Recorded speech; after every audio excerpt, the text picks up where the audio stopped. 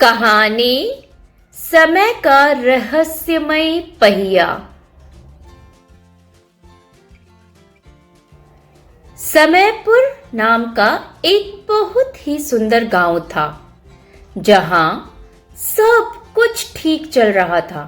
लेकिन अचानक एक दिन गांव की बड़ी घड़ी रुक गई और उसके साथ ही पूरे गांव का समय भी थम गया। लोग जहां थे वहीं पत्थर की तरह जम गए।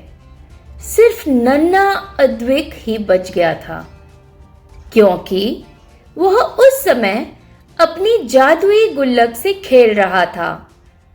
अद्विक को समझ नहीं आ रहा था कि वह रोए या हंसे, क्योंकि उसकी मां उसे डांटते डांटते हवा में ही रुक गई थी। अद्विक ने अपने दादाजी के पुराने कमरे की तलाशी ली और उसे धूल से भरी एक अलमारी में एक रहस्यमयी नक्शा मिला। नक्शे पर समय का महान पहिया लिखा था, जो पास की अंधेरी पहाड़ियों में छिपा था। अद्विक ने अपनी छोटी सी टोकरी उठाई, उसमें कुछ पराठे रखे और निकल पड़ा एक ऐसे साहसिक सफर पर जहां उसे समय को फिर से शुरू करना था। वह डर तो रहा था, लेकिन वह जानता था कि अगर उसने कुछ नहीं किया तो उसे कभी रात का खाना नहीं मिलेगा। पहाड़ियों के रास्ते में अद्विक को एक अजीब सा जीव मिला। वह एक यांत्रिक मेंढक था, जिसका नाम कूड़ो था। कूड़ो की बैटरी खत्म हो रही थी और वह बहुत धीरे धीरे चल रहा था। अद्विक ने अपनी जादुई गुल्लक से एक चमकता हुआ सिक्का निकाला और कूड़ो की पीठ के छेद में डाल दिया। अचानक कूड़ो जोर जोर से कूदने लगा और बोला, वाह, अब मैं फिर से सुपर मेंढक बन गया हूं। चलो अद्विक, मैं तुम्हें रास्ता दिखाऊंगा। वे दोनों गूंजती गुफा के सामने पहुंचे। गुफा का दरवाजा एक बड़े मुंह जैसा लग रहा था। जैसे ही अद्विक अंदर जाने लगा, गुफा ने जोर से डकार ली। अद्विक डर कर कूड़ो के पीछे छिप गया। कूड़ो ने हंसते हुए कहा, डरो मत अद्विक, गुफा को बस भूख लगी है। अद्विक ने अपनी टोकरी से एक आलू का पराठा निकाला और गुफा के अंदर फेंक दिया। गुफा ने खुशी से अपना रास्ता खोल दिया। गुफा के अंदर उन्हें एक विशाल पत्थर के रक्षक ने रोका।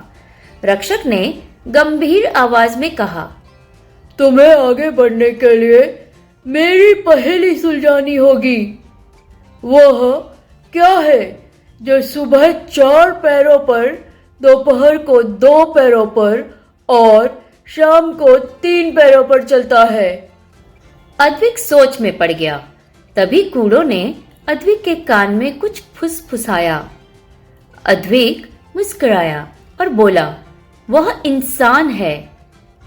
रक्षक हैरान रह गया और उसने रास्ता दे दिया।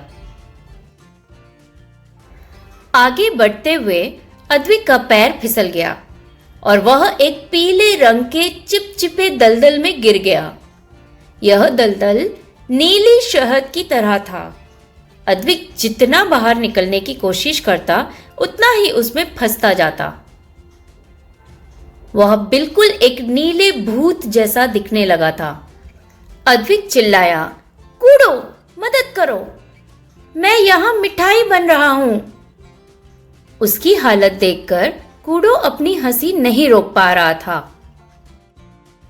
कूड़ो ने अपनी लंबी स्प्रिंग जैसी जीभ निकाली और उसे अद्विक के हाथ पर लपेट दिया। उसने एक जोरदार झटका दिया और अद्विक पॉप की आवाज के साथ बाहर निकल आया। अद्विक सीधा एक झाड़ी में जाकर गिरा। कूड़ो ने कहा, दोस्त, तुम तो बिल्कुल नीले रसगुल्ले लग रहे हो। अद्विक ने खुद को साफ किया और हंसते हुए कहा, चलो कम से कम मैं मीठा तो हूं। वे परछाइयों के पुल पर पहुंचे। यह पुल हवा में तैरते हुए लोहे के पहियों से बना था। नीचे बहुत गहरी खाई थी। अद्विक को ऊंचाई से डर लगता था, लेकिन कूडो ने उसका हाथ पकड़ा और कहा, नीचे मत देखो, बस मुझ पर भरोसा रखो। अद्विक ने आंखें बंद की और एक एक करके पहियों पर कूदने लगा। हर कूद के साथ पुल से संगीत जैसी आवाजें आ रही थी। अंत में वे एक विशाल हॉल में पहुंचे, जहां चक्रू नाम का एक विशालकाय मशीनी दानव खड़ा था। वह समय के महान पहिए को कस कर पकड़े हुए था। चक्रू बहुत गुस्से में दिख रहा था और जोर जोर से गरज रहा था। अद्विक ने हिम्मत जुटाई और उसके पास गया। चक्रू ने अपनी बड़ी लोहे की मुट्ठी उठाई, लेकिन अद्विक भागा नहीं। उसने देखा कि चक्रू की आंखों से काले तेल के आंसू गिर रहे थे। अद्विक ने महसूस किया कि चक्रू बुरा नहीं है, वह तो दर्द में है। अद्विक ने ध्यान से देखा तो पाया कि चक्रू के मुख्य जोड़ में एक छोटा सा पत्थर फंसा हुआ था, जिसकी वजह से वह हिल नहीं पा रहा था और पूरा समय तंत्र रुक गया था। चक्रू दर्द के मारे रो रहा था। अद्विक ने कूडो से कहा, हमें इसे डराना नहीं, बल्कि इसकी मदद करनी होगी।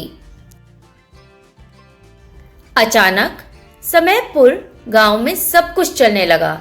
अद्विक की मां की डांट पूरी हुई। अद्विक, तुम कहाँ हो? अरे, तुम तो यहाँ हो।